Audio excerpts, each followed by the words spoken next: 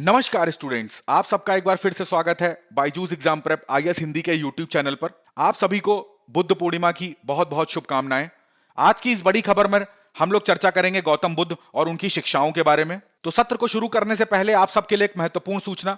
जैसा कि आपको पता है कि टारगेट प्रीलिम्स 2022 की जो हमारी सीरीज चल रही है उसमें विज्ञान एवं प्रौद्योगिकी का जो द्वितीय क्लास है वो कल यानी कि 17 मई को प्रातःकाल 10 बजे से इसी YouTube चैनल पर लाइव प्रसारित होगा। तो आप इस क्लास को जरूर देखें और इसका पूरा लाभ उठाएं। चलिए अपनी कक्षा को आगे बढ़ाते हैं। अब आपको पता होना चाहिए कि इस चित्र में जो महापुरुष आपको दिख रहे हैं वो कौन है। वो है महात्मा बुद्ध या गौतम बुद्ध। गौतम बुद्ध इस पूरे विश्व में ऐसे कुछ महापुरुषों में रहे हैं जिन्होंने अपने ज्ञान के माध्यम से, अपनी शिक्षाओं के माध्यम से, अपने दर्शन के माध्यम से एक नहीं दो नहीं अपितु पूरे मानव जाति को एक नई राह दिखाने की कोशिश करी है। अगर हम लोग बात करते हैं प्राचीन भारत की, तो प्राचीन भारत में जो हमारे वेद हैं, उपनिषद हैं, उसमें कर्म कांडों के कारण जब वो अपनी पवित्रता खो चुके थे, जब वो इतने ज्यादा क्लिष्ट हो चुके थे कि एक आम इंसान के समझ से परे हो चुके थे, उस समय गौतम बुद्ध ने पहली बार वेदों के कर्म कांडों पर प्रश्न चिन्ह उठाया। वेदों में, उपनिषदों में जो त्रुटियां थी उस पर प्रश्न चिन्ह उठाया, उस पर कटाक्ष करा, उसकी आलोचना करी और अपना एक नया धर्म बनाया, एक मध्यम मार्ग को अपनाया और उसके अकॉर्डिंग अपनी शिक्षाओं को बौद्ध धर्म के अनुसार पूरे विश्व में फैलाने की कोशिश करी। बुद्ध पूर्णिमा जो आज के दिन है वो किस लिए इतनी महत्वपूर्ण हो जाती है, वो गौतम बुद्ध से जुड़े 3 महत्वपूर्ण समयावधि को दिखाता है। प्रथम, इस दिन गौतम बुद्ध का जन्म हुआ था लुम्बिनी में। इसी दिन गौतम बुद्ध ने अपनी देह का त्याग किया था। इसी दिन गौतम बुद्ध को ज्ञान की प्राप्ति हुई थी। तो ये 3 गौतम बुद्ध के जीवन में जो अति महत्वपूर्ण 3 स्तंभ थे वो बुद्ध पूर्णिमा के दिन ही हुए। इसलिए बुद्ध पूर्णिमा का जो महत्व है वो हमारे जीवन में अत्यधिक बढ़ जाता है। अगर बुद्ध पूर्णिमा की बात करें तो इसको दक्षिण में, दक्षिण पूर्व एशिया में वैसाख के नाम से भी जानते हैं। आपने कई बारी समाचार पत्रों में पढ़ा होगा कि हमारे देश से जो राष्ट्रपति हैं वो श्रीलंका में वैसाख पर्व को मनाने जाते हैं। तो वो वैसाख जो शब्द है ये बुद्ध पूर्णिमा से ही जुड़ा हुआ है। हमको पता है कि 29 वर्ष की अवस्था में इन्होंने गृह का त्याग कर दिया था। गृह का त्याग इन्होंने करा क्यों, उसके पीछे महत्वपूर्ण जो कारक है, जो तात्कालिक कारण है, वो ये 4 तस्वीरें।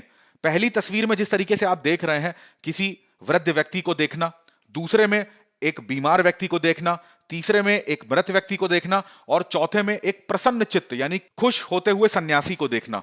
ठीक है, ये 4 जो चित्र थे जो गौतम बुद्ध ने अपने जीवन में जब वो युवावस्था में थे उन्होंने देखे और इन 4 दृश्यों को देखते ही उनके मन में एक जो वैराग्य की भावना है उसका बहुत ज्यादा प्रचार प्रसार हुआ। इस वैराग्य की भावना जैसे ही उनके मन में उत्पन्न होगी तो 29 वर्ष की अवस्था में जब गौतम बुद्ध 29 साल के होंगे तो उस अवस्था में वो गृह त्याग कर देंगे, जिसी घटना को बौद्ध धर्म में महाभिनिष्क्रमण कहा जाता है। बौद्ध धर्म का मूल आधार क्या है? यही 4 सत्य। और वो क्या है? दुख है, दुख समुदाय, दुख निरोध और दुख निरोध गामिनी प्रतिपदा। इससे गौतम बुद्ध क्या बताना चाह रहे थे? गौतम बुद्ध ये बताना चाह रहे थे कि दुख का मतलब ये बोल रहे थे कि संसार में जितनी चीजें हैं, संसार में पूरा संसार कैसा है? संसार दुखमय है। दुखमय कैसे? व्यक्ति जब जन्म लेता है तो उसमें भी दुख है, जब व्यक्ति की मृत्यु होती है उसमें भी दुख है, जब व्यक्ति जरावस्था में होता है, जरा का मतलब है वृद्धावस्था में, तो वो भी दुख का कारण होता है। कोई व्यक्ति अपने किसी प्रिय से जब उसका बिछुड़ना हो जाता है, उससे वियोग हो जाता है, तो उसमें भी दुख है। अगर कोई व्यक्ति जो है वो चाहता कुछ और है और उसे मिल कोई अप्रिय वस्तु जाती है तो उसमें भी दुख होता है। तो पूरे संसार में दुख जो है वो व्याप्त है। तो कहीं ना कहीं ये जो आर्य सत्य है वो बौद्ध धर्म का एक नकारात्मक पक्ष प्रस्तुत करता है। ठीक है, अब देखिए, संसार में जन्म लेना, मर जाना, वृद्धावस्था, ये सब में क्या होता है? दुख होता है। ये पहला आर्य सत्य कहता है। दूसरे आर्य सत्य में यह बताया गया कि दुख समुदाय, इसका मतलब होता है कि दुख के कारण क्या है। तो दुख के इन्होंने बताए अनेक कारण हैं, मगर सबसे प्रमुख जो कारण होता है वो है तृष्णा। तृष्णा मतलब इसको क्या बोलते हैं? डिजायर, इच्छा, अविद्या। तो ये सब क्या है? ये सब दुख के कारण है। अब दुख के कारण, तृष्णा का मतलब यहां पर क्या हुआ कि जैसे ही व्यक्ति जन्म लेता है, जन्म लेने के बाद चाहे व्यक्ति की बालावस्था की बात करें, उसे किसी ना किसी चीज से लगाव होने लगता है। वो किसी रूप से हो सकता है, वो किसी रस से हो सकता है, किसी गंध से हो सकता है। और वो चीज जब व्यक्ति को नहीं मिलती है तो वो कहीं ना कहीं तृष्णा का कारण बनती है। और तृष्णा होगी और तुरंत उसको क्या होगा? वो चीज नहीं मिलेगी तो दुख का कारण बनेगी। तो इस चीज को ध्यान रखिएगा कि दुख का कारण जो है वो मेन कारण क्या है? वो है तृष्णा, आसक्ति। है ना, जिसको बोल रहे हैं इच्छा, और जब इच्छा पूर्ण नहीं होगी तो जाहिर सी बात है दुख होगा। दुख निरोध, इन्होंने बताया कि ये जो दुख होते हैं या जो दुख का कारण होता है इच्छा या तृष्णा, तो इसका निवारण भी है। ऐसा नहीं है कि केवल बीमारी है, इस बीमारी का इलाज भी है। ठीक है, तो इस बीमारी का इलाज जो है वो क्या है, वो बताया गया है चौथे आर्य सत्य में, जिसको बोल रहे हैं दुख निरोध गामिनी प्रतिपदा। इसमें गौतम बुद्ध ने बताए हैं 8 मार्ग, जिनको अष्टांगिक मार्ग कहते हैं। और कोई भी व्यक्ति अगर इन दुख निरोध गामिनी प्रतिपदा यानी कि अष्टांगिक मार्ग को इनका अनुसरण करेगा तो वो ऊपर बताए हुए दुखों से मुक्त हो जाएगा इस संसार में। तो बौद्ध धर्म के अनुसार जो 4 आर्य सत्य मैंने आपको बताए, तो उसमें से जो दुख होता है उसके निवारण करने का अष्टांगिक मार्ग गौतम बुद्ध ने बताया। और वो अष्टांगिक मार्ग क्या है उसके बारे में देख लेते हैं। तो सबसे पहला आएगा सम्यक दृष्टि। अब जो ये सम्यक वर्ड है, सम्यक का मतलब होता है सही, ठीक है, त्रुटि रहित। तो अब सम्यक दृष्टि का मतलब क्या है? दृष्टि का मतलब होता है देखना। अब देखने से यहां पे क्या मतलब है? यहां पे मतलब है कि जो वस्तुएं होती हैं उनके यथार्थ रूप को पहचानना। उनके यथार्थ रूप को पहचानने से मतलब है वास्तविक रूप को देखना। इसको बोलते हैं सम्यक दृष्टि, यानी कि सही देखना। अब कोई वस्तु सांप है या रस्सी है, इसका ज्ञान कब होगा? जब हम उसको सही तरीके से देखेंगे, वरना हम इसी भ्रम में रहेंगे कि ये तो सांप है और जबकि वो एक रस्सी रहा होगा। तो सम्यक दृष्टि का मतलब होता है देखना, सही देखना, जो वस्तु जैसी है वैसे ही देखना। अपनी आंखों पर कोई भी भ्रम का पर्दा लगाकर उसको ना देखना, भ्रम का चश्मा लगाकर उसको ना देखना।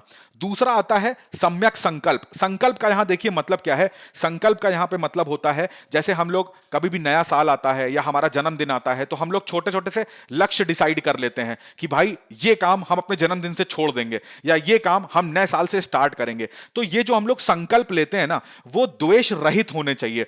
किसी से हमारा कोई द्वेष है कि भाई वो आईएएस की तैयारी कर रहा है तो अब हमें भी उसको दिखाना है कि मैं भी आईएएस बन के दिखाऊंगा, तो इस भावना से हमें कोई संकल्प नहीं लेना चाहिए।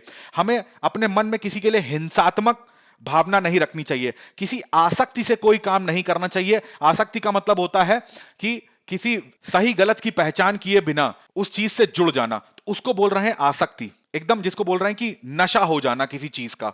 ठीक है, अब हमें उसमें पता नहीं चल रहा है कि ये काम, ये जो संकल्प हमने करा है ये सही भी है या गलत है, परंतु हमने कर लिया है। तो ऐसा हमें संकल्प नहीं करना है। हमें कैसा करना है? सम्यक संकल्प करना है। सम्यक वाक, वाक का मतलब होता है बोलना।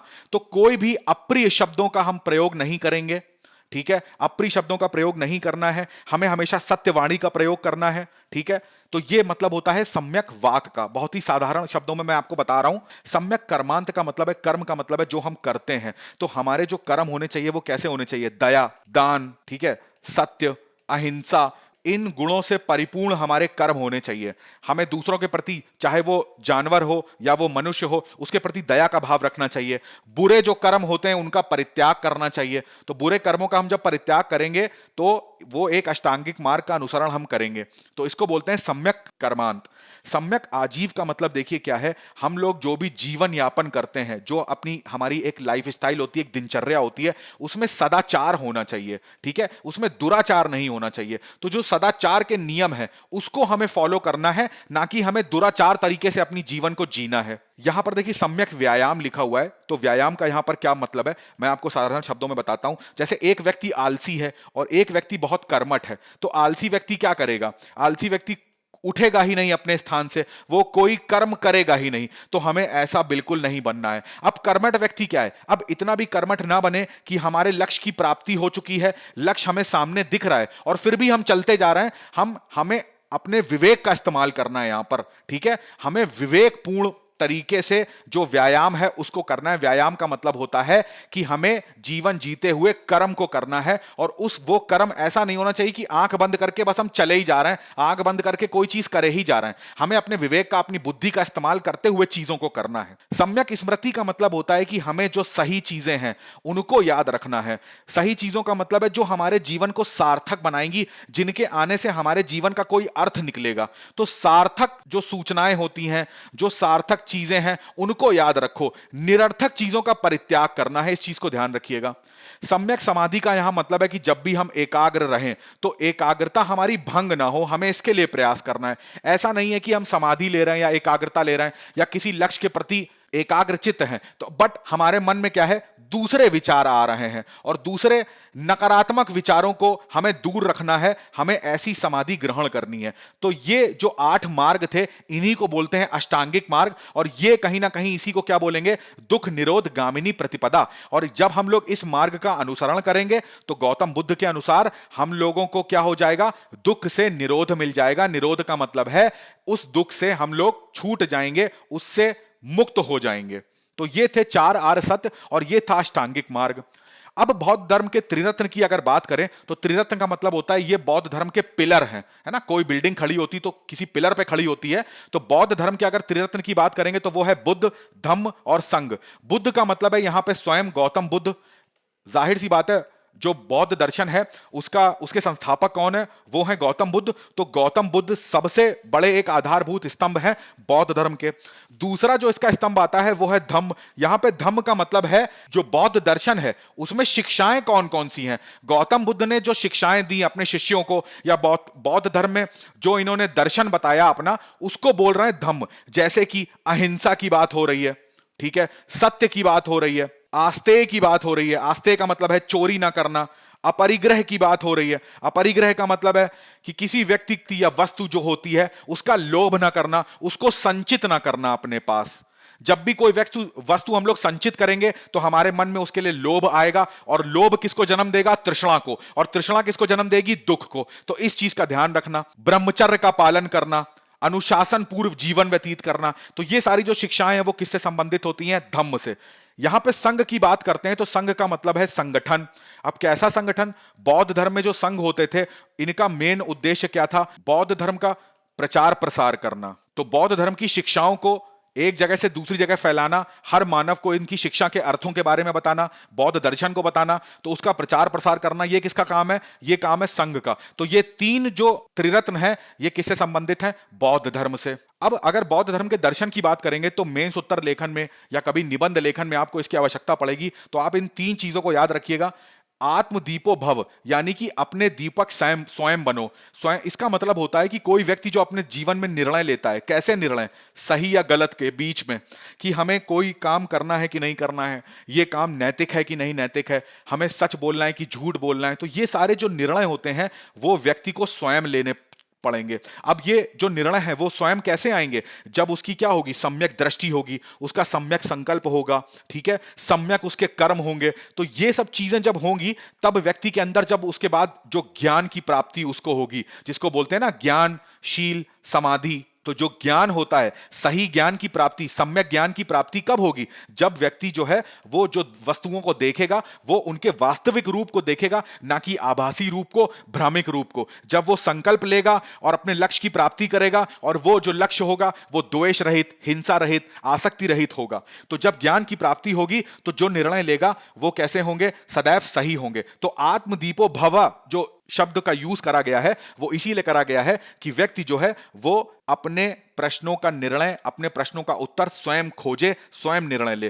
प्रतीत सब उत्पाद की जो बात करी जा रही है, इसका सीधा सा मतलब है कि कोई भी घटना इस जीवन में, हमारे जीवन में होती है तो उस घटना के घटने का एक ना एक कारण जरूर होता है। घटना का मतलब हुआ यहां पे अगर हमारे जीवन में दुख है तो उसका कारण क्या है, उसका कारण है तृष्णा, उसका कारण है अविद्या। और ये तृष्णा और अविद्या क्यों आई होगी, क्योंकि हमने किसी वस्तु, किसी व्यक्ति के प्रति अपनी आसक्ति जगाई होगी। और जैसे ही हमें किसी व्यक्ति के और वस्तु के प्रति लोभ हो जाता है, आसक्ति हो जाती है, तो हमारे अंदर तृष्णा प्रवेश कर जाती है और वो हमारे दुख का कारण बनती है। तो इस पूरे जीवन में जितनी भी घटनाएं होती हैं, उस घटना के घटित होने के पीछे कोई ना कोई कारण अवश्य होता है। ये बात कही गई है प्रतीत सम उत्पाद में। अनीश्वर बात की अगर बात करें तो गौतम बुद्ध के अनुसार ये ईश्वर का खंडन करते हैं, ठीक है। अब देखो, जब व्यक्ति जो है वो स्वयं नैतिक हो जाएगा, ठीक है, वो संकल्प सम्यक करेगा, वाक सम्यक करेगा, कर्मांत, आजीव, व्यायाम, ये सारी चीजें जब व्यक्ति खुद ही धारण कर लेगा तो उसे ईश्वर की कभी आवश्यकता ही नहीं होगी, उसे कोई डर नहीं होगा, उसे सही कर्मों का पता लग जाएगा, सही ज्ञान का पता लग जाएगा।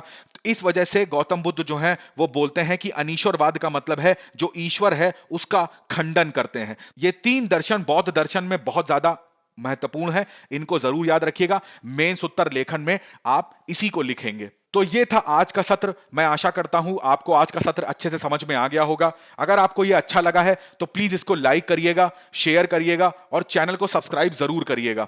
मिलते हैं अगले सत्र में, तब तक के लिए अपनी पढ़ाई करते रहिए, स्वस्थ रहिए, अपने माता पिता का ध्यान रखिए। बहुत बहुत धन्यवाद।